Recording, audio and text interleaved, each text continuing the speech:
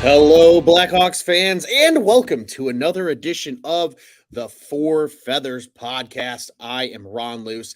I am joined by El Prez and my co-host for this afternoon, Mr. Tony Marchese, who is on site in Nashville, Tennessee. Before we get into all the pleasantries, want to remind everybody join the conversation. Join us live here during all of our shows, not just Four Feathers. Go over to the OnTap Sportsnet YouTube channel. Be sure to subscribe, hit that little bell ringer button so you know when all of our shows go live, and you can join us in the conversation in the comments. Mr. Marchese, sir, you're down in Nashville. You're just recovering from a great Thursday evening. How are you doing, my friend? Ronald, I'm doing fantastic. How are you? I am good. I am well. I am happy that the draft went the way it did. We got a lot of good stuff to talk about on this episode. I'm doing well, man. And it's Friday. Happy Friday, my friend. Happy Friday for sure. Can never go wrong with a good Friday episode to get the weekend going. Obviously, a holiday weekend as well. A lot of people will be off both Monday and Tuesday. Some people just Tuesday. But we got a lot to talk about, Tone. And let's dive in first to your experience, because as we've noted, you have been on site all week for the most part in Nashville. You guys arrived there on Tuesday. You got to see all the festivities, got to go to the Blackhawks watch party. I mean, just tell us about what it's been like being down on Broadway throughout this entire week. Oh, absolutely incredible, Ron. First off, just the setup. They did have a stage out there right outside Bridgestone, live music. I mean, everything was NHL focused, tons of people from all over the place, flooding the city of Nashville. Just hockey jerseys everywhere in the middle of summer. It's always a great sight to see. But then, just specifically focus on the Blackhawks here.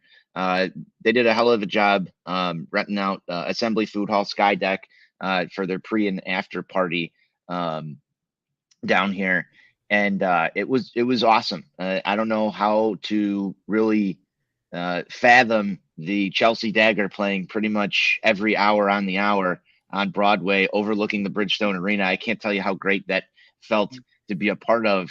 And then just man, the draft itself, we will get into some of that, but just what a cool experience. The Hawks upgraded a bunch of people, had their own little section there. I'm sure you saw it when you were watching the draft as Bedard was drafted. Met tons of great Blackhawks fans who all made the trek down here, and it was a wonderful time. So there's a ton to get to from all of those, but Ron, the experience was incredible. And that's what we love to hear. And, it's something that I think shows just how much excitement not only fans had, but the Blackhawks themselves had at this entire event. You're in a rival city in Nashville, obviously a fun place to be, regardless of allegiances and NHL affiliations. And they went all out, right? They took advantage of having the first overall pick. As you mentioned, right, the pre and post draft parties down there, right there in the neck of the woods of Bridgestone Arena. You had the Salt Shed up here in Chicago with a big crowd there to watch the Bedard pick occur, and then obviously the rest of the first round on Wednesday night. And it's I think a big kudos, honestly, to the Blackhawks organization for how they hyped up this draft, right? Because this draft is kind of the next era now, truthfully, of Blackhawks hockey beginning here in Chicago, and I think they did the right thing in terms of how they celebrated it. As our boy Mr. Skokes here says in the comments, Bedsy and the boys are in town. That they are. Tony, let's dive into some stuff though. We got to backtrack a little bit. It's been a while since you and I have been on a microphone together here talking hockey. Yes. The Hawks have been busy. The Hawks have been very busy. A couple of trades occurring and a couple of small moves. Obviously, we discussed the Andreas Athanasiou extension at the time. Joey Anderson has since received a new contract. Philip Kurashev is expected to be qualified as the only RFA to be qualified by the Blackhawks, with intentions of signing him to a deal. Don't know what term will look like or dollars, but that's the word on the street. In addition, Anders Bjork will not be getting his qualifying offer, nor will Caleb Jones. So as you and I have talked off microphone, the Blackhawks doing everything exact opposite of what we thought would happen. Hey, I mean, I When it think came you to went. I RFAs. think you went to me first on those, Ron. I'm 0 for everything. I don't think I got a single one of those right at all, except for maybe Khrushchev. But I that's it. I think Kurashev's the only one we nailed correctly. I'll give myself a pat on the back for that one. We'll give There we go. a good round of applause there. But it goes beyond that, right? We mentioned the Anderson contract. That's really the only extension that occurred between the last time we were on the microphone and draft week. However, the Blackhawks been very busy this week, as we all know. On Tuesday, they go ahead, make the big deal with the Boston Bruins to acquire the rights to Nick Foligno and Taylor Hall, which obviously is a pretty big move in itself. And then within just the 48 hours surrounding the draft, they go out, they trade for Josh Bailey with intention of buying him out. They actually just confirmed this morning he has passed through waivers, is now officially a free agent as of when free agency opens tomorrow. The Hawks wanted to do right by him, as did Lou Lamoriello. So that's how they struck that deal. Hawks still get a second round pick out of it for eating the dead cap money for the next 2 years, and it's not much. It's about 2.6, I believe, this year, and I believe 1.6 next year. So a very modest buyout number for him. And then they went and acquired the rights to Corey Perry. I know a very polarizing figure, and we'll probably talk quite a bit about that one more than any of these other trades, Tone. But just let's start with the first one. Let's go chronologically here. What were your thoughts when the Taylor Hall and Nick Foligno trade occurred, sending the rights to Alec Regula and Ian Mitchell, who probably weren't going to be here anyway next year, to the Boston Bruins? Yeah, you know what, Ron? I love this deal. I think this is probably, outside of getting Connor Bedard, going to be your biggest upgrade next season, is adding both of these names to this roster. And the price that we paid for it, Ron, was basically nothing at this point. Everybody knew Ian Mitchell was on his way out. Regula, you could sort of just go either way with, but to get a top line guy to play with Connor Bedard, I think was one of Davidson's, top priorities this offseason. And you've heard the name Domi thrown around. You wrote an article over on Tap Sportsnet about Tarasenko, just different names that fit in. There they go. They go acquire Taylor Hall. I think it's still the same ilk, that type of player. He's a former number 1 overall pick himself. I love that. Just type of mentality and mentoring and coaching he's going to be able to give to Connor Bedard. I thought this move, it fits wonderfully. You want to see a little bit more on the score sheet from Hall, but for all intents and purposes, Ron, this is exactly what you said the Hawks were going to be able to do, is utilize all that cap space in order to make this team better and more competitive for next season. And Davidson did it right there. It came via Hall and Foligno. Absolutely. And ultimately, again, at the time of the trade, it was 2 years, $6 million per year of Taylor Hall, and just the rights to Nick Foligno. There was no guarantee they signed him. However, within 24 hours of the trade, it was confirmed Foligno receives a 1 year, $4 million contract. Of course, to the outside eye of the NHL, you'd probably say, well, that's an overpayment for a guy that only put up 26 points a year ago. Well, Blackhawks can afford to do that, especially in the short term. And again, you got to overpay some of these vets to want to be here and be a part of this rebuild, at least for one season. And they did just that with Nick Foligno. I'm right there with you, Tone. I love what you said, and I think you nailed it on the head. Taylor Hall's a great player. There's no ifs, ands, or buts about it. He was a 60-point player in 2021-22. Had a little bit of a down year this past year. A lot of that could be attributed to injury. He missed over 20 games this season with injury, but was really good for the Bruins in that series against the Florida Panthers when they went to 7 games in the Stanley Cup playoffs. I think he's the perfect fit because of what you said. He is a former first overall draft pick. He knows what it's like to be in that spotlight and the pressure, especially in a market like Edmonton at the time when he was there. They expect a lot out of the Oilers. He knew he's gone through exactly what Bedard's going to go through here in Chicago. And again, just a skilled player to play with a skilled young player like Bedard is going to do wonders. I did see a fun little note, in fact, about Taylor Hall, though. I don't know if you saw this as well, but he has played, I believe it's with 7 of the last 10 or 11 first overall picks since he was the number 1 overall pick back in 2011, which is pretty crazy to think about. That's pretty crazy to think about. That's very crazy to think about, actually. That starts with McDavid, correct? No, actually, I believe it starts with Ryan Nugent-Hopkins, who was next year. Yes. And then they overlapped with McDavid in one season. He played with Nico Hischier in New Jersey. I believe he and Jack Hughes overlapped for 1 year. So that's another one. He went to Buffalo for that one season, so he overlapped with Rasmus Dahlin. And then in his time, I think this is the next one then. So I think this is maybe it's the 6th guy But it's pretty impressive. It's kind of funny. Taylor Hall is just a number one overall pick magnet, apparently, in his NHL career. But Tone, I think you and I both agree. Great trade. Let's take a step back to maybe a lesser trade that a lot of people really don't care about, especially now that he's not even going to be a Chicago Blackhawk next year. And that was the Josh Bailey deal. I think this trade was so important because this is the type of stuff Davidson can do really for the next 2 or 3 years, even where a team needs to get rid of a contract. They need that flexibility. The Islanders wanted to get rid. Bailey's the only player in that roster that doesn't have some type of no move or no trade clause. That was a high dollar value per season. Only 1 year left at $5 million. And what do? They say, all right, Chicago, we want to do right by him. We can't buy him out because we need the cap space. We'll throw you a second round pick in 2026.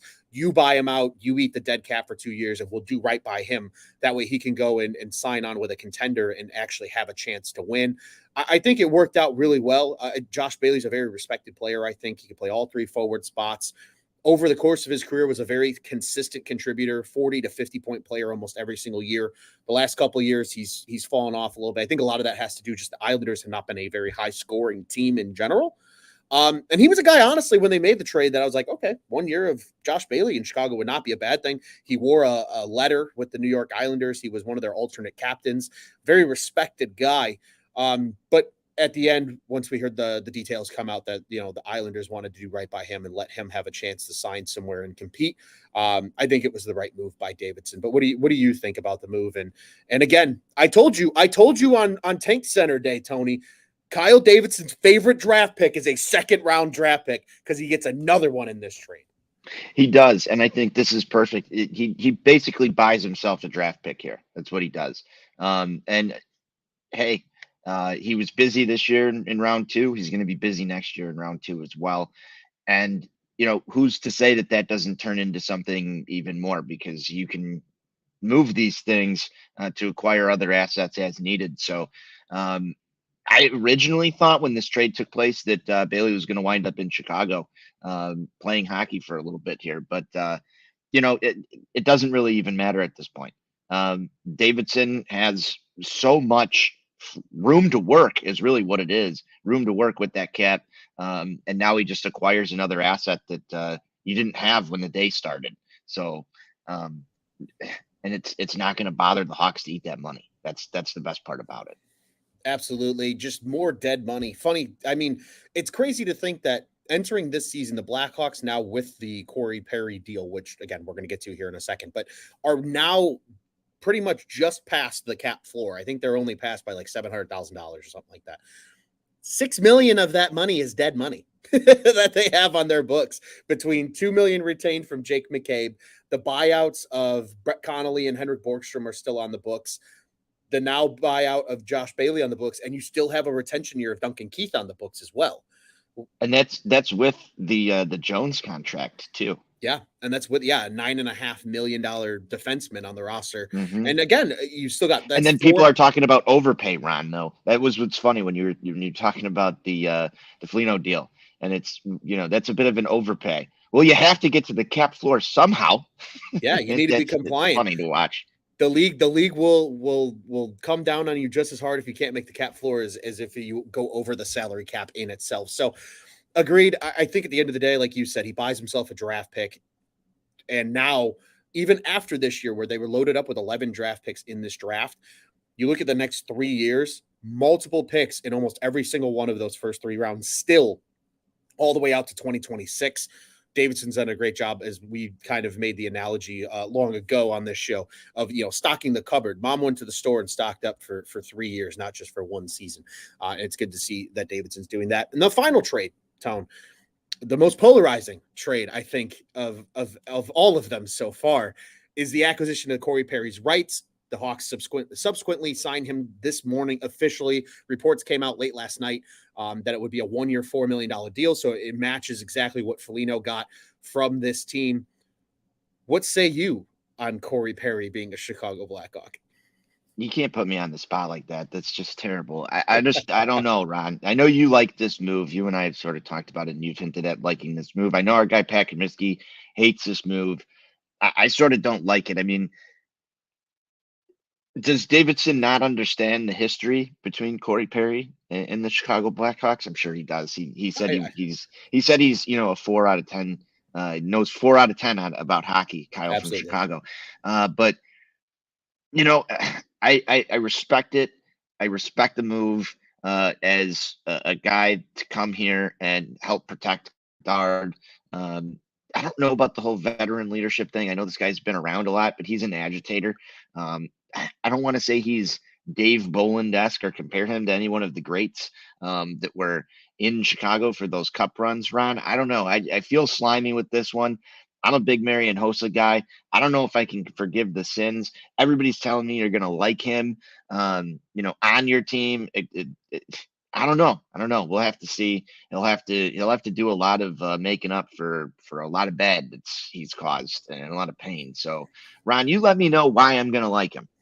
I will let you know why I'm going to like him. I think I'm in the very, very heavy minority here. I love this deal. I think I you don't are. just like this deal. I love this deal. Yes, I know all the history, folks. I've been watching Blackhawks hockey. Are you getting a Perry jersey? Is that what I'm No, hearing? no, not Is that that what much. I'm hearing? Is that I what can't. I feel like that's what I'm hearing. No, I don't like him that much. All right. The next jersey I'm buying probably is a number 98 jersey. Let's be completely frank. But this move makes a lot of sense because when I look at what this next season means to the Chicago Blackhawks and their future, it's all centered around one player, and that is the development and the how do I say it? I guess introduction to the NHL for Connor Bedard. He's a very he looks like an 18-year-old. Think back to when Patrick Kane was a rookie and came into the league as an 18-year-old. He looks like a kid because he is a kid and playing against grown ass men. This league is faster and heavier than it's ever been before. They need guys on this roster that I use the analogy. I got to join a friend of the program here, Mr. Sean Sierra, on his morning show today, and we talked about this.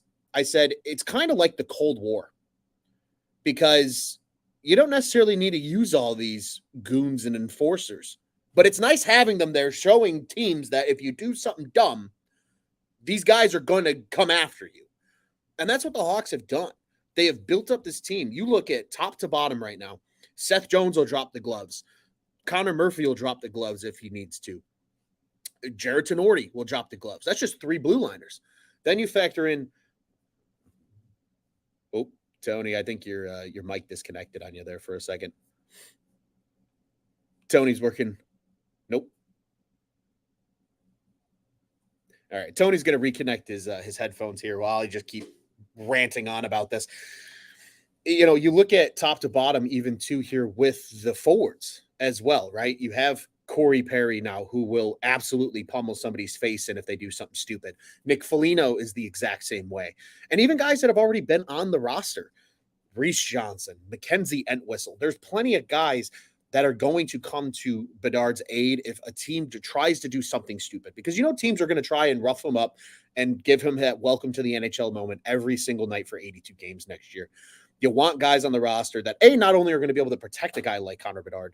Is this better, Ron? Oh, I can hear you loud There and we clear, go. buddy. Keep going. Keep going. I was just doing the tech work here. You don't want guys that are just going to protect Bedard, but they also bring a sense of veteran leadership and guidance to this roster. I think that's the biggest key here, because even though Connor Bedard is the focal point of this team going forward, there's rumors and speculation, I think is the better word for it, that Kevin Korchinski might make the roster this year. Another highly touted young player for the future. In addition to some of the young players that are already kind of mixed into the weeds here with guys like Reese Johnson and Mackenzie Entwistle, who maybe, yes, are never going to be those stars, but might be quality depth players that you need in your bottom 6 in order to win hockey games. Having guys like Corey Perry, who have been around the block and have done it so much, and quite frankly, has still produced. He scored 12 goals last year, playing pretty much exclusively in the bottom 6 for Tampa. If he did 12 goals in the bottom 6 in Chicago, I'll be pumped with that kind of production in terms of depth scoring. But you got him, you got Foligno, you got Hall, especially from the first overall pick in a skilled player sense. I really like what they've done because they've put quality veterans. To me, Perry is what Pronger was when he was a Flyer. You love him if he's on your team, and you absolutely hate his guts if he's not on your team. And that's fair. But sometimes you need those players. And I think what better year than Connor Bedard's rookie year? Again, beauty of it too. It's one season, right? This is going to be like one of those games where they say name a player or show a player in a jersey that looks weird.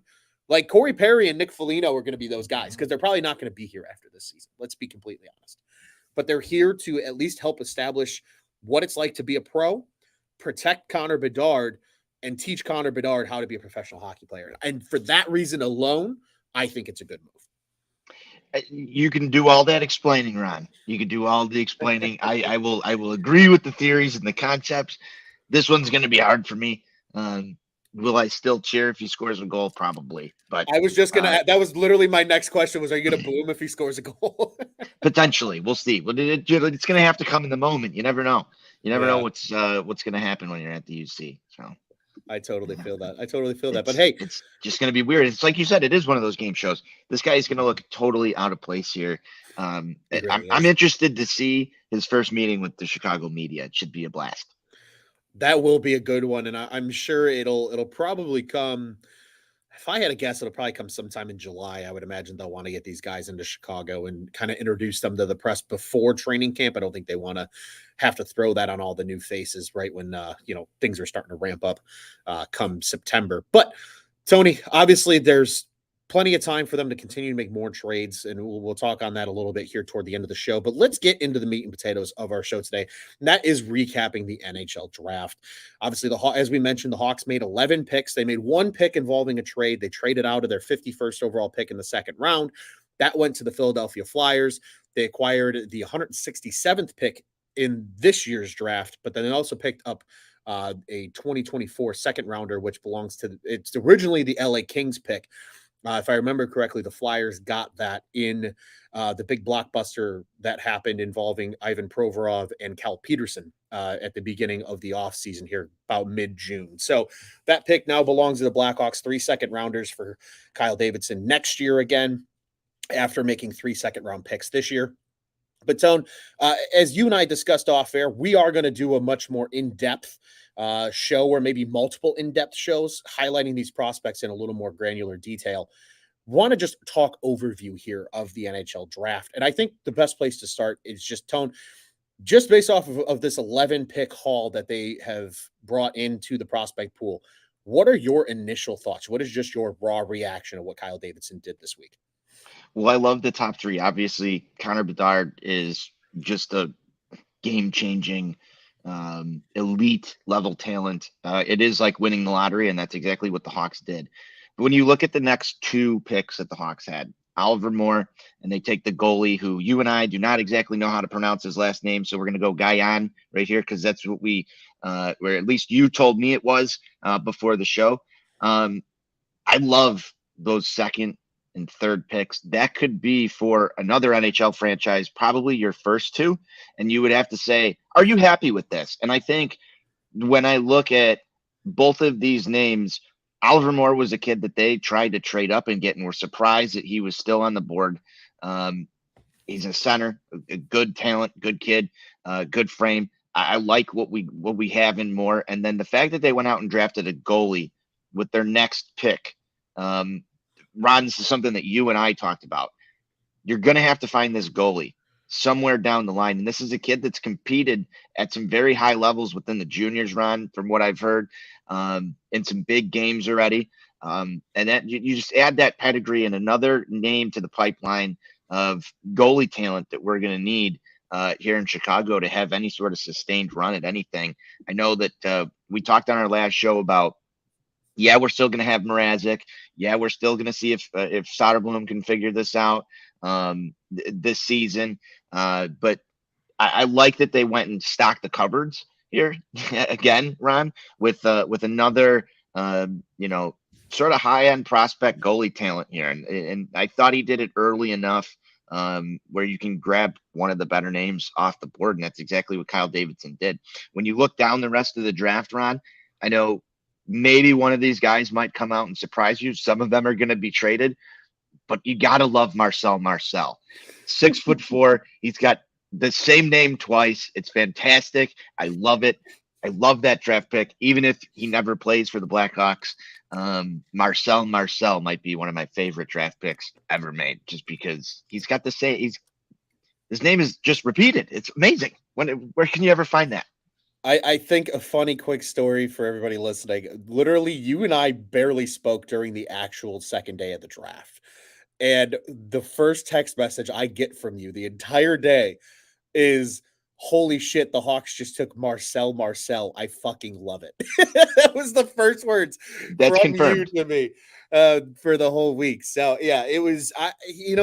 I'm right there with you, Tony. I think first off, when it comes to Guyan, not only everything you said, he first last year was his first year really playing in the U.S. Spent some time in the NAAHL as well as the USHL. This season, he's going to play in the NCAA. He's going to the University of Minnesota Duluth, so he won't be too far from Chicago. They can keep an eye on him, stay with him during his development there. That also started the run on goalies because he was the first goaltender off the board at pick 35. And then I think in the next 10 picks, there was like 3 or 4 goalies taken after him. So teams really started to jump up and take the guys that they liked. But good on, like you said, good on Kyle Davidson, not only to take probably the guy they liked the most, but you also get him at a reasonable spot and you continue to load that pipeline for the future, right? Like Yeah, you because said. he's going to have to, like you said, go. And that's a bit that I had forgotten, Ron, and I had read this earlier. He is going to go back and play some NCAA. That's going to slow that clock on him for a little while. I Mhm. hope they do get to the point where pen and paper and ink goes together. And we've seen this before with other guys who elect to go back to the NCAA and wind up never signing. We all know this song and dance, but it starts that pipeline thing here, Ron. As we said, I'm sorry, I'll let you continue on there. No, exactly your point. It slows the clock, but it's nice. It's nice having something in the wings to develop because, as you already noted, Soderblom is the guy they want to give the opportunity now, who's still very young. Drew Comesso just signed with the organization at the tail end of his NHL, or pardon me, his NCAA season, so he's now going to be goalie number 1 down in Rockford to start the year. You still have Jackson Stauber, who has proven he can come in when he needs to and at least play good enough to give your team a chance to win. And then you have the ultimate tank goalie still in Peter Mrazek on the roster. So there is, I agree with you there. I think Guyon was a great pick. Moore was a sensational pick as well for everything you noted. Speed as well. I saw it might be our favorite insider here, Mr. Frank Spaghetti and Meatballs, that tweeted it after that pick. If I remember correctly, though, he said Bedard and Moore, is that the new Kane and Taves in Chicago? That was exactly what he said. I think that's a very high praise. I think, especially coming That from is somebody, that is very high praise. yeah, somebody who follows the game the way these insiders do. So I think that's something to keep in mind there. And yes, of course, Just we like. another note on that, Ron. I saw some prospect rankings out there that had number 1 Connor Bedard, obviously number 2 Moore, and then 3 Korchinski, 4 Reichel. A talent that can go and jump Korchinski because he's been a name that I think Blackhawks fans have really become accustomed to hearing Mhm. throughout the beginning of this rebuild. And I always sort of look and say when your draft class comes in, where do they rank up against everybody else? And people have Oliver Moore ahead of Korchinski, ahead of Reichel, ahead of all these other names who we've clamored for. I mean, remember when we were clamoring for Reichel to come up and play, at the big stage last season just to get some Mhm. goals, some offense after the trades and everything. Oliver Moore is going to be an exciting name, probably that one right behind Connor Bedard. Yeah, 100%. And I agree with you too. I think you look up and down the rest of the draft of what they did later in the draft. I think there's a lot of guys there that can be contributors, right? I don't know if they're going to find a diamond in the rough per se in terms of a star, but they're going to find a lot of really good players there, and it's going to be a lot of fun to see. Tony, I want to know. Obviously, I think we can all sit here and probably agreed that our favorite picks are probably some of those at the top of the draft that you just mentioned. But are there any of these lower picks that occurred that you kind of feel are sleepers? A guy that you just sit there and go, there's something about him that I like, and you're going to kind of keep an eye on as he develops. Marcel, you heard it from me. That's my guy. I claim that one immediately. I like that pick. There's a couple of them out there, but I want to hear from you who you like as a sleeper. Well, I want to first off give your boy Marcel some credit here because I think a lot of people see the name and are just like, "LOL, that's funny." He actually had a very good season. He played in the QMJHL with the Gatineau Olympiques. He I love also, the pronunciations there, Ronald. thank you. I do my best. Fantastic. It's the Eastern Canadian blood in my DNA that I need to pronounce that well. Otherwise, I'm going to be shunned from the ancestors. But he also played in the World Juniors for that team Czech that lost to Canada in the gold medal game. They won the silver medal, and Marcel was almost a player game or point per game player. We've done a lot of talking today. It's getting rough. There you go. He had a really good tournament. He really did. So again, and you mentioned the size already, 6'4", a big winger. He's got some speed. Really a guy that's going to be a lot of fun to watch. I do want to go to the comments first, Tony, before I share my thoughts. I know you got something to say, though. Go ahead before we get to the comments. No, you can go to the comments here. I was just going to add in that Marcel, you talk about big wingers. I like big wingers. Marian Hossa. That's one of my favorites. So when I saw the size on this kid, you don't get many power forward type esques in today's NHL. So those are fun to watch. And that sort of stuck out to me when I saw the profile sheet on Marcel. Don't forget Cletus as well. Big old power forward winger as well. I love power forwards. Love power forwards. That is Tony's favorite. Our boy Skokes here with his player that he really likes. And I have to agree here. He says Roman Kanserov is extremely talented. He says it reminds him a little bit of Kaprizov up in Minnesota. He said he could be the gem after the first round. They used him with the 44th overall pick there in the second round. Agreed. His profile, fast, good hands. They said he moves very, very silk-like around the ice, sets his teammates up well. A guy, he's over in Russia, so he's probably going to take a few years to get here, but a guy that absolutely I think could come and bring a lot of value. And then Skokes also notes here too, Reichel won't be classified as a prospect next year because he will be NHL full-time. Completely agree. But as of now, he unfortunately still holds that tag at least a little bit longer. Tony, my guy that I really like, and I mean I really like, because I can't believe that this guy fell the way he did and just landed in the laps of the Chicago Blackhawks. And that is their 67th overall pick in the draft. That is Nick Lardis. Because when you look at any of the scouting rankings from all of these different outlets that exist, because there's so many of them, most, if not all, had him ranked as a top 40 prospect or better. He fell to 67. This guy had 37 goals last year in the OHL. That's no punk. Do you remember that run on goalies? I do remember that run on goalies. Do you think that's somewhat responsible for a guy like Lardis falling? I think that and the run on defensemen in the first round, because a guy like Moore slipped for the same reason, because teams tried to jump and get the limited top quality D-men that were in this draft. And I think that's exactly what happened. I think teams just started taking need over best available, and they let Lardis slip. And you look at Lardis's numbers. Last year, his numbers were very average, but that's typical of a guy before their draft year. But in his draft year, had a little bit of a slow start, about 36 games with the Peterborough Petes, only produced 19 points, 12 goals, though, in that time with the Petes. And then they trade him to the Hamilton Bulldogs, who ultimately made the playoffs, were a top OHL team. And he went on an absolute run, Tony. When I tell you absolute run, I mean it.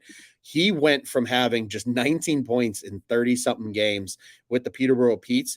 He turned that into 46 points with 25 goals in 33 games for the Bulldogs. He was sensational for Hamilton. And then he added on a really good playoff with them as well, 10 points in 6 OHL playoff games. He's a bigger winger. He's got good size. He's not huge by any means, but 5'11". He's already $170. You figure he probably fills out to close to 200 pounds when he's NHL size ready. This is a guy, to me, Tone, I used this example earlier with Sean. He strikes me as maybe not necessarily in the size standpoint, but in their role standpoint, as like a Brian Bickle or a Brandon Saad or a Troy Brouwer. They're your middle six wingers. They're maybe going to give you. I like that comp. They're going to give you maybe the 40-point plateau, but they're 20 goal scorers. They're the guys that get set up. They go to the front of the net. They're in the right areas to score. One of the things they said on the draft show about Lardis was a lot of his scoring was done on the outside. He doesn't crash to the middle a lot, but a lot of them attributed that because the Peterborough Petes were not very good. Once he got to Hamilton playing with better players, that helped him. So I really do think that he could profile as a middle six depth scoring winger for this team. But again, you get that guy in the third round of the NHL draft. That is incredible value at pick 67. So he's my guy that I'm following through and through. I can't wait to see what he does. Probably going to go back to Hamilton next season and spend another year with the Bulldogs because he is just 17 years old. He actually will turn 18 next week on July 8th. So still super young, just like Bedard. We won't see him for a few years, but it'll be fun to see what he does back in the OHL, this season and beyond. Tony, any other thoughts, any other players you quickly want to discuss here from the NHL draft and the Blackhawks prospect pool? Outside of Connor Bedard, not really. That's fair. Well, Connor Bedard will be the one player I think we all confidently can sit here and say we will see next season. Oliver Moore will likely honor his commitment to the NCAA and play at the University of Minnesota, so you still can follow him along. He'll be nice and close. Maybe a Four Feathers trip to a Gophers game is in the works for this coming hockey season. It's just going to be fun. They continue to add to that prospect pool. It gets better and better. When you have a lot of darts that you can throw at the dartboard, a good majority of them are going to stick. So I like Davidson's approach to the draft these last 2 years, and I think he had a really nice haul from this past draft. Tony, before we close down today's show, let's discuss the elephant in the room, because the next big milestone on the calendar here for the NHL is free agency. NBA free agency opens today on Friday, June 30th. NHL free agency, as always, it's back to normal again. The COVID schedule be damned. Canada Day, naturally, July 1st is the NHL free agency opener. It's very appropriate, I think, for Canada's national sport. It's my Christmas morning tomorrow, Tony. I'm excited. Yes, it is what I live for. It's numbers and terms getting thrown around to all different teams. It's be a GM mode on steroids for me, and I love it. But what do you think in terms of maybe like what are the Blackhawks going to do with free agency? And then is there a player that you say, oh, I really think they go out and get this type of guy? And then is there a player where you're like, I'd love to see them go get this type of guy, maybe if it's not even super realistic? What are your thoughts now coming up on the weekend here for the Blackhawks in free agency? I mean, with Davidson saying that he's done the heavy lifting already on this roster, that there's going to be some additions, some things that are added around the edges. I'd really love to see a reunion with Max Domi. I know that he's got the cap space to do it. However, is Domi going to put himself in a position again where it's not something long term? You saw him go and take the show me contract. He winds up getting traded, winds up in Dallas, had his run at the Cup. Does he want some more stability? Does he want more term than what the Blackhawks are going to be able to offer? I think that's going to be sort of the question mark. But I think he would round out, sort of that same type of roster that you talked about the Blackhawks putting together. I think he would make the Blackhawks round one of the tougher teams in the league to play. When you're talking about guys who are okay to be physical, to go to the dirty areas, and also have some talent to score some goals. He played on a line with Athanasiou last year. He's comfortable in Chicago. I'd like to see him come back if we can take a stab at it. But in terms of Davidson's thoughts on, the heavy lifting with this thing being done, I wonder if the Corey Perry and Taylor Hall preclude anybody from being added in terms of the top six forwards with this roster. So it'll be interesting to see what they wind up doing there. Now, I know that you're going to probably see one or two signings. I wonder if they're just going to be minor stuff that maybe doesn't happen on day one, Ron, but I want them to go add some more talent to this thing. They have the ability to do so. As long as we can keep the term short on whoever we're targeting, I think it keeps the Hawks in a good position here. I don't expect any massive 4+ year deals being given out by the Hawks. I would say 3 is probably the max. 2, like a guy like Domi, if it was offered to him. But I think for the most part, this team is sort of set with what we have right now, with just a couple of minor additions. I have a feeling you'll probably agree with that, Ron. Yeah, I will agree with that, Tone. I think there are going to be some small additions made to this team. I really do. I think there's a lot of guys, because I think what we saw from last season, if there's one thing that we learned, especially at the trade deadline from Kyle Davidson, is he values this Rockford team being competitive, because that is good for player development. So I wouldn't be surprised in a world where maybe they do value a guy like Reese Johnson being down in Rockford and playing a role down there. Maybe, some of the other guys on the roster kind of fitting in the same boat, right? Maybe a Mackenzie Entwistle, maybe a Cole Gutman, who I know we really liked a lot here at Four Feathers last season. And maybe they even feel that way with some of these young defensemen, a guy like Isaac Phillips, maybe a guy like maybe a Vlasic does stay in Rockford a little longer than we anticipate. I think they'll have to make a few moves. I think just by default, I think it's going to happen. I don't think they want necessarily it's not a shot at Cole Gutman, but or Jason Dickinson for that matter. I don't know if they want Jason Dickinson as your second line center this season, right? I mean, maybe they do. Maybe they're like, hey, let's develop, but let's have a year where we're still toward the bottom of the standings and we improve our draft position again. You can still go out and sign a guy for 1 year, and if he plays really, really well in the first half, you can still go ahead and move him, just as they did last year with guys like Domi and could have done with Athanasiou. So it'll be interesting to see. I agree with you. I think Domi would be a great name to see back. There are some really interesting names, though, Tony, that I kind of now have my eye on. And a lot of it has to do Yeah, with who does GM Ron have his eyes on? That's what I want to know. it has to do The with the listeners want to know too. buyouts. It has Okay. to do with the buyouts. So, in case people haven't been following along, I know it's work day for a lot of people. First off, shout out to everybody that's joining us live. We appreciate you guys. There's a lot of buyouts that have occurred in the last really 12 hours, and some very notable names of guys that maybe with a year of change of scenery and have a really good first start to the season, get traded to a contender, and if they have a good run in the playoffs, get big money next year.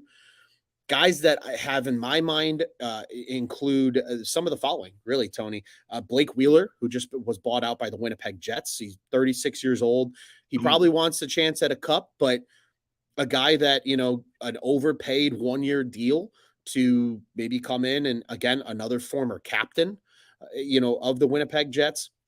Maybe he's a guy that is a, mid-season swap type candidate. As much as this one, I don't think is going to happen. I think it's still intriguing. He's even available. Is Matt Duchene. He was just bought out by the Nashville Predators. He had 3 years left on that deal. It's an ugly, ugly number. They're hitting like 5.5 for the first 2 years and 6.5 for that third year of his buyout of that $8 million deal that he had per season. But he's an available player now. Kyler Yamamoto hit the market this morning. A very good young player, 24 years old, 25 points in 58 games last season. Had some trouble staying healthy, but Edmonton moved him to Detroit. Detroit decided to buy him out. There are some very intriguing names, Tone, that I'm going to be keeping my eye on. One thing I think they will do, and I want to get to Skokes' 2 comments here real quick to factor him in. One thing he said was about Oscarsson, who was the 6th round pick, big Swedish center. He is 20 years old already, and he was playing in the SHL. So we could see him in Rockford as early as next season. Skokes predicts 1 veteran goalie signing. I'm not sure they will, because I think they're very, very hell-bent on keeping. I would love it. I would also be okay with it. Toss Peter Mrazek to the side here. Agreed. I'd be happy with it as well. I just don't see a world where it happens, but I think they might sniff around and at least kick the tires. Supposedly they were kicking the tires on some of the goalie names that were already out there in the trade market, just to see what's up and not necessarily pull the trigger. I think they sign a veteran defenseman. That is I don't want to call it a hot take, but I guess for lack of a term, I think it would be reasonable, Ron. I think it is reasonable. Get yourself a veteran D-man here. I think it's reasonable, though, Tone, because I'm not 100% convinced Kevin Korchinski's on the roster next season. I'm really not. Because if they don't fully 100% believe, because it's not the Blackhawks that have been predicting him to be on the roster next season. It's all the beat writers that are predicting him to be on the roster next season. Not to say that I wouldn't want to see him on the roster next season. I just don't know if the Blackhawks want to rush him to the NHL after watching the past regime that Davidson was a part of rush prospects to the NHL, especially defensemen. Boqvist, Yoki Haru, Gustav Forsling. Look at all of them now. Especially Forsling. Forsling just had an incredible run for the Panthers in the playoffs, all the way to the Stanley Cup. I don't know. Maybe they give him the 9-game cup of tea and let his contract slide. I could see that being very realistic.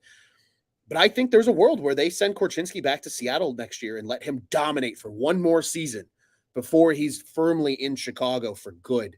If that happens, then you have an open D-man spot when you take into account Nikita Zaitsev, Connor Murphy, Seth Jones, Tenorti, and probably Alex Vlasic. I think he's the first young defenseman we see in Chicago next year. To me, signing one depth defenseman makes a lot of sense. I don't know if it's Caleb Jones. Maybe it is, and they just run it back. Even then, you still need a seventh guy. So I think that's where we see, if they do an early signing, that's where it happens, is let's go get a defenseman, maybe a guy that is just trying to hang on and make another contract, maybe get flipped at the deadline to a contending team. I could see them doing something like that very realistically. I think one more forward also makes sense too, especially a guy that can play center, because I don't know if they're entirely sold on it being obviously Bedard, but then Dickinson, Gutman, Reese Johnson as your 3-4 or 2-3-4 the rest of the season, especially knowing guys are going to get hurt and shit's going to happen. So that's my 2 cents. I think defenseman for sure. I think one more forward makes a lot of sense.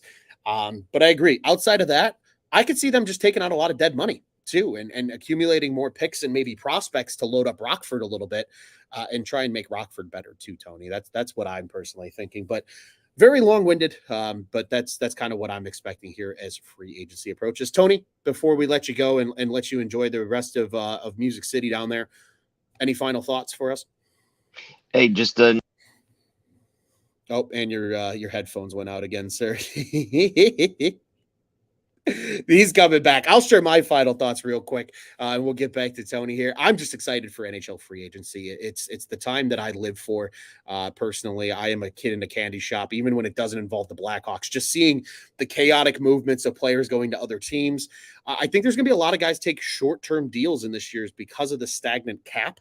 I think there's a world where, knowing that the cap is expected to go up about $4.5 million next season, where some of these guys take that 1-year deal. Are we back? Hey, you are back.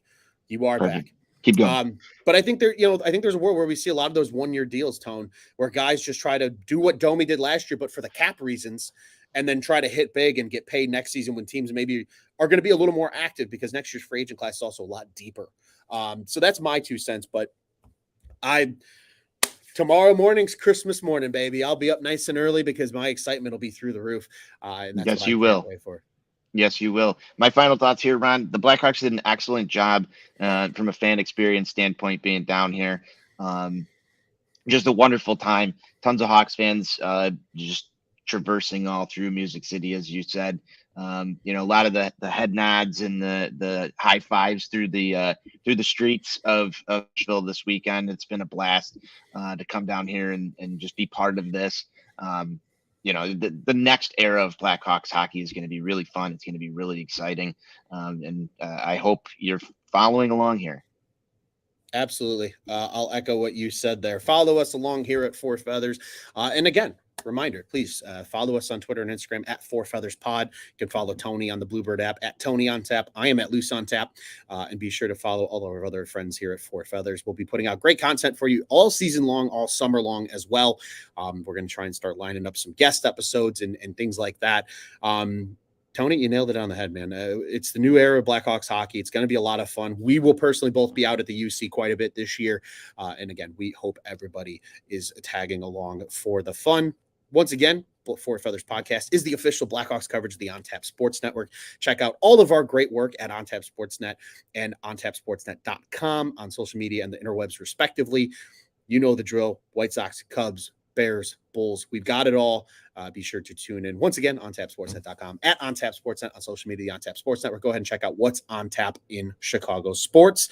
Tony, the weekend officially starts on Thursdays, but it is a beautiful Friday. We wish all of our viewers a good old hashtag Crack'em, and let's go Hawks.